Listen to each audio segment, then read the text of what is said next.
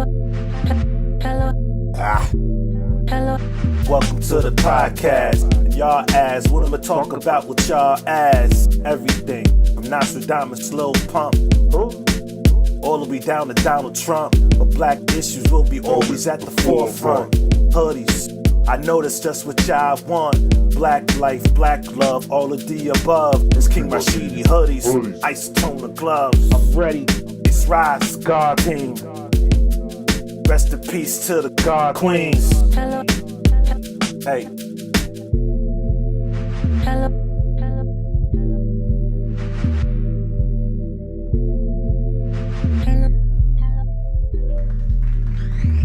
Peace. I'm King Rashidi, and I want to welcome you all back to another dope-ass episode of Hoodies the Podcast. I forgot what session this is. I ain't gonna keep y'all long, man, so I'm gonna get right into this thing. You want to know when somebody's low-key hating on you and you trying to do good? You know, all this just happened today, right? This is how you know when somebody's hating on you. Just a couple things, right? Anything that you're trying to do, like you trying to obtain a business, you trying to buy some land, trying to buy a house, trying to buy a car, you trying to get straight A's, you trying to bag the broad that you seen, you know, that really touches you. Say you want to get a passport, you want to travel, you want to, I don't know, you want to find some peace or something. This is how they always started off, right? This is how they always started off. Oh, I see you got your little house and all. You know what I mean? You gonna have a housewarming party? Oh yeah, that's your little car? Okay, I see you with your little car. You gonna get some rims on it? Oh, okay. I see you got your little barber shop. You know what I'm saying? You got you some barbers? Oh, okay. I see what you're doing with your little chess club. You know, your little chess club. Oh, look at you. You know, you got your little piece and, you know, getting your little chakras aligned and all that and doing your little meditating. That's low-key hating, man. That's low-key hating. Little, motherfucker, little. And here's another telltale sign that somebody's hating on you. They'll say things like, I remember when he, you know what I'm saying, he needed to come to me, you know, get along. You know what I'm saying? When people talk like that about you, 9 times out of 10, they're not necessarily in a good space. Because people who's truly happy for you will tell you straight up, yo, man, you come a long way. I'm proud of you, man. Word up. I'm proud of you, kid.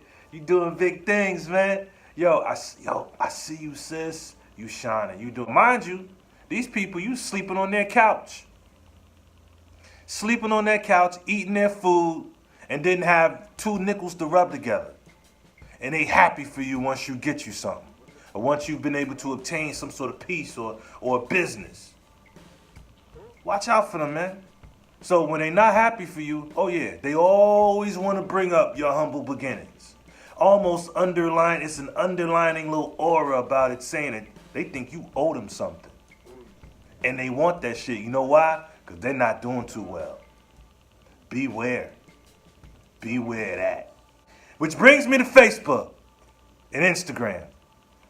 Listen, man, ain't nobody tripping because you banned Farrakhan, you know, from your social networking sites. You banned the Honorable Minister Louis Farrakhan from the sites. I just got a couple words for anybody who might be feeling a ways about that. Whether you're a follower of the Honorable Minister Louis Farrakhan or not, right? And walk with me here, right? In the 1920s, the Honorable Marcus Mosiah Garvey had all kinds of shit popping off. He had his own paper, I believe it was called The Negro World. He had the Black Star Line where he did his own shipping. He had the UNIA, which is the Universal Negro Improvement Association, along with the ACL, which is the African Communities League. They were militarized, much like how the Nation of Islam is today. He had all kinds of shit, supermarkets, you name it, he had it popping off. And not just in New York. Okay, he was popping. So there was basically nothing nobody could do to him but take his life and/or his freedom. They didn't take his life, but they did take his freedom. And then once he was released, he was deported. They wanted to stop his movement, which is another telltale sign that, first of all, the dominant society, they hate us, but they don't want us to leave. They don't want us to go, because if they did, then how come when Marcus Mosiah Garvey had the Back to Africa campaign popping off, why didn't they just let that happen? He didn't ask the white man for nothing. Why didn't they just let it pop off? Why you ain't just let these niggas get out of here? Yeah, it's because you want us here. You understand? So with that said, fast forward to Brown versus the Board of Education. I can't necessarily remember the time period, but the gist of the Brown versus the Board of Education, the gist of it was white folk didn't want black kids going to their schools. They didn't want integrated schools. They wanted to all stay segregated. Time went on, and I believe it was settled, and the Supreme Court ruled it unconstitutional to segregate black kids from schools. The Honorable Elijah Muhammad was like, man, fuck them. You know what I'm saying? Don't give a fuck about it. Ain't about to beg them to go to school next to them. You know, not to mention, his thing was, he figured, shit, only a fool will let his enemy educate his children. Smart. It's also facts. You know what I'm saying? So, I'm saying all that to say that if... Oh, and by the way, the Honorable Elijah Muhammad used to be at the Honorable Marcus Mosiah Garvey's rallies. So the Nation of Islam is much ran like the UNIA, militarized and doing for self and the whole nine. Excuse me. So I'm saying all that to say that if that's the wave, it has been the wave, you know, getting our own, having our own and shit like that. And by the way, I know I'm all over the place. By the way, when the Honorable Elijah Muhammad was like, you know, fuck them and going to their schools and their restaurants and eating with them, and, you know, we don't want to go where we're not wanted. So he did the damn thing. He came up with his own school. There's Sister Clara Muhammad over there on 71st and I think it's 71st and Stony Island. Mas Mariam is over there. So ultimately he had his own school, his own businesses, his own temples, the whole nine. Of course, the internet wasn't around then. So now back to what I'm saying now. So if that's the wave and has been the wave, why are certain people feeling some type of way about Minister Louis Farrakhan being banned from Facebook and Instagram? Why is that?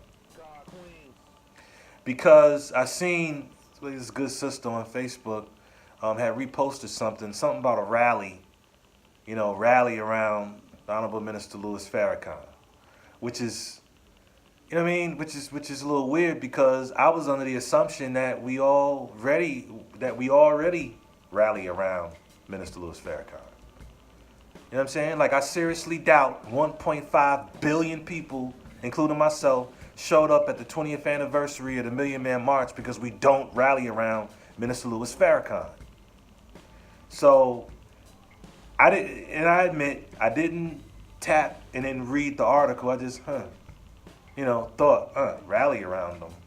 Thought we already was rallied around him. So I'm not getting that. So I don't necessarily know if it's because of Instagram and Facebook. If it is, it's a little disheartening, because one would think that after all this time, we'd already have our own black social media platform. You know what I'm saying? Not to mention, Minister Louis Farrakhan has been doing this thing long before either Facebook or Instagram was even around. So I'm not really getting that. You know what I'm saying? So like I said, I'm not gonna keep you long, but if you're feeling some type of way, right? And you're outraged because you really care, how about this? How about we make some changes? Okay?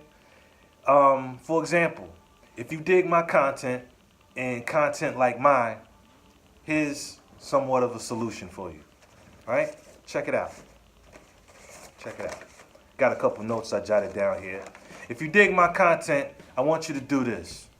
I want you to go to your app store, either on your Android or iPhone, and I want you to type in Trendy TV, okay, and download it, the mobile app, okay? The site for Trendy TV, or for my content on Trendy TV, is trendy.tv/programs/hoodies. Go check me out, man. Hoodies the podcast, and go ahead and binge, man. Check out my audios and now my visuals as well. Also, in case you didn't know, is also a black Facebook. Yeah, I said it. A black Facebook. This black Facebook site has been spearheaded by good brother Dr. Boyce Watkins. And the name of this site is called blagenough.com. I'm not necessarily sure if there's a mobile app available. Like when he posts about, I affectionately call it the black Facebook. That's not what it's called. I call it that. So when he makes posts about Blag Enough, I always ask him, I tag him and ask him if there's a mobile app available. Never says nothing back. I'm not going to take it as a curve. I'm just going to assume that there is no mobile app available. But go ahead, check it out. And let's get the fuck off them sites. We don't need them. You know what I'm saying? And I don't care how many hashtags we come up with. Mark Zuckerberg's and the likes don't give a damn about that. Hashtags come and go anyway. It's like a trend. They come and they go. At best, we can just hope to, bring awareness to whatever it is we feeling some type of way about. So, if you're like me, and you know that Mark Zuckerberg and the rest of them calling Minister Louis Farrakhan dangerous, you know what I mean, and accusing him of hate speech and being anti-Semitic, come on, man. Anybody who's ever listened to any of his speeches knows that that's not true. Okay? If someone was to say something like that, then that tells me everything I need to know about them, which is they're not familiar with his work. They're listening to someone else, and most likely it's probably another brother or sister. You know what I'm saying? Sometimes I forget that talking black around black folk can piss some black folk off. You know what I mean? Always remember that. It's sad, but always remember that. For people to say that Minister Louis Farrakhan is, there's hate speech and he's anti-Semitic and whatever other label you want to give to him, that's like judging a book that you haven't read. Talking about the book is garbage or the book is violent and you've never even read the book. That's like saying somebody's album is garbage and that artist has no range when you've never taken the time to listen to the music. It's stupid. You're ill-prepared to say something like that. But once again, we already know what's going on here. We already know what's going on. And from what I also understand, I was also reading that Amazon has decided to ban several of the Nation of Islam's books, particularly the ones pertaining to the relationship between blacks and Jews.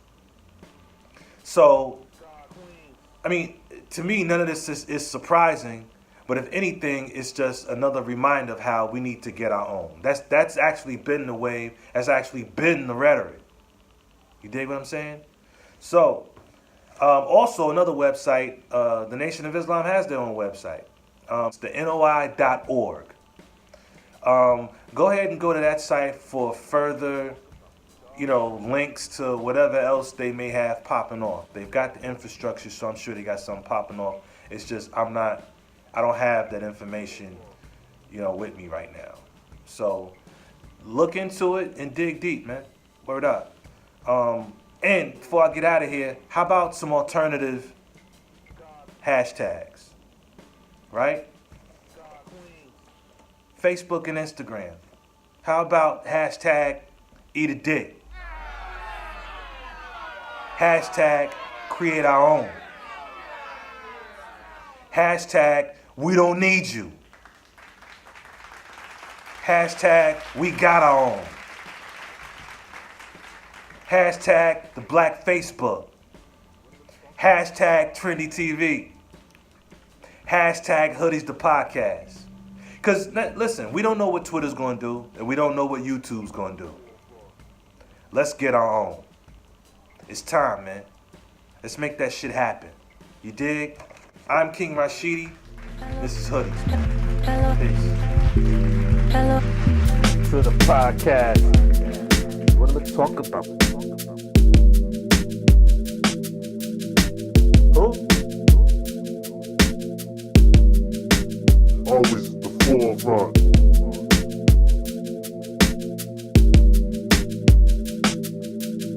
This King Rashidi. Hoodies. I'm ready. God King. God Queen. Hello. Hello.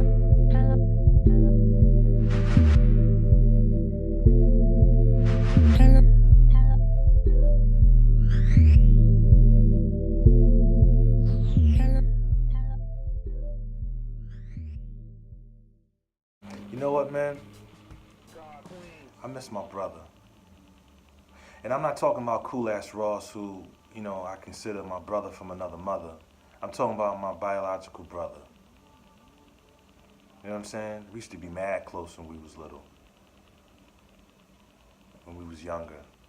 And we just grew apart over the years, you know? I've tried reaching out before, but I don't know. I don't know. I don't know. I want to say maybe he's got some things popping off, maybe some things he needs to deal with. I suppose we all do. But I miss him, man. I ever tell y'all about the time firecracker popped in my brother's mouth? If he was watching this right now, he'd be like, what the fuck? It was me and this one kid that lived across the street in the brown, I guess that's a brownstone. And his name was Amir. And my brother was kind of out there with us too. Me and Amir was standing outside my grandmother's house on 68th and Langley, and we was lighting firecrackers, right? This is what it's okay, and the firecrackers we was lighting is the little firecrackers, it looked like a little miniature stick of dynamite with the little stem, and you light it, right? So this is what we would do. We would take one of those little firecrackers, put it in our mouth like a cigarette or a joint, and we would light it. And right before it would get to the it's, for lack of a better term, that's called the little dynamite. Before it would get there, we would throw it out and pop. We would throw it and hit the ground and pop, right? Shit, we got so good at it. We got so good at it that we would light it, and right at the last minute, we'd throw it and it would pop in midair. We was getting real comfortable with it. We had it down to a science. And I remember we was just lighting them because we used to buy little firecrackers by the brick. It used to come in this red paper. It comes in like a little brick, all of them tied together. You got to undo them, stuff like that. Sometimes we would just light the whole brick and that's when you hear them, like, you know, in the hood, you popping all of them. That's what's happening when you hear them in the hood and they popping them all at the same time. Anyway, so we're just taking firecracker after firecracker. We might have had 2 bricks of them. So we lighting them, and then my mom, she yells out the window like, hey, don't be lighting these firecrackers in front of my house now. Go on down the street with that. So we complied. We was on 68th and Langley. We walked down almost at the end of, well, it's really the beginning. It depends on how you look at it. But we're at the beginning or the end, depending on how you look. So we're doing it again. And my little brother, he asked to come along, so he did. We're doing the same thing. Like, we lighting up 2 of them now. We lighting up 2 of them. And you had to be real attentive because some of them, the little dynamite's stem was longer than the other. So you had to be mindful of which one was shorter and which wasn't. We was on it.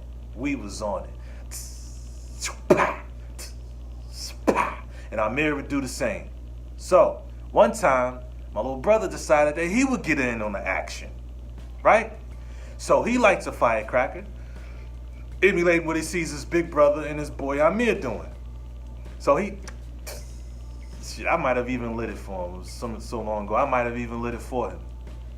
So he's right here, and it lights. It gets there. He's not as confident as we are yet, but he's got it down. So it gets short, and right before it's supposed to pop, he throws it. He throws it, and then nothing. It doesn't pop. So we're thinking, forget about it. Here's another one. That one's a dud. Now my little brother, not wanting to be outdone by his big brother, he goes over on the ground and he picks up the same firecracker that he smoked and threw out. Now thinking it's a dud and it's out, he puts it up to, looking at it, he puts it up to his lips. Start, just walking. Thinking it's a dud. So, pop! Shit pops in his mouth. It pops in his mouth. We like, oh shit! My little brother's like, my lip! His lip was hanging, it was bloodied. Whole nine, so he starts running down the street. Now we running down the street going towards 68th again. So we running, listen, I ain't never seen my little brother run that damn fast. He's running. Me and Amir trying to keep up with him. So we running, whatnot. My lip, and he goes, no, his lip's just hanging. My lip, he's just running. So he get all the way to the house. I go in, and then my mother's like, what the hell didn't happen to my baby? What didn't happen to my boy? So she goes, get some tissue, a little rag or whatever, put some water upon it. And she puts it on his lip, and I go back outside. Me and Amir, we on the porch. We like, yo, that was crazy, right? So we out here talking, we chopping it up, it's whatever. And now mind you, my brother's not crying no more. It's whatever. My mom's just wiping blood. Me and Amir's on the porch. So my mom comes storming out the house, and she said, "Come with me." She's walking. She don't stop at nothing. She come with me. So I come walking with her. Amir's left on the porch, and it's like this. So we hop in the car. My mom starts driving. She floors it. Pulls out from the curb. Get down to the corner of 68th onto 69th. And it stops there because right there is the old folks' home. So she, pops the right and then goes through the alley. And then in the alley. So we're going down the alley. So we go down the alley till we're on to the back of my grandmother's house. And she hit the brake. And it don't go. It goes. Because it's gravel. It's the alley gravel and all that, glass and stuff back there. So she stops the car. You know what I mean? Back then we didn't wear seatbelts like we probably was supposed to. So she stops right? And she stops and says to me, she says, tell me what them nappy-headed boys that threw the firecracker in my baby's mouth. I look back at her like, some boys? Ain't nobody throw no firecracker in his mouth. He was smoking it and then it popped. And then, granted, I didn't know that that's the story he was going with. So you can't call me a snitch because I didn't necessarily know. I didn't know that's the story we was going with. I figured, why not just tell her you smoked the firecracker and it popped in your mouth? So I tell her what really happened. And she was like, that boy. What am I going to do with that boy? So she puts the car back in gear.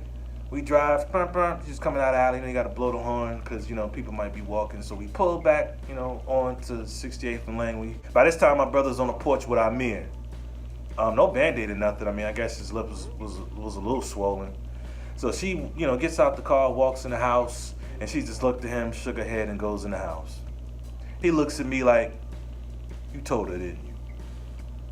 It's like, I didn't know that's the story we was going with. I didn't know. And, yeah. And that's the story. A firecracker popped in my brother's mouth. I miss my brother. Yeah.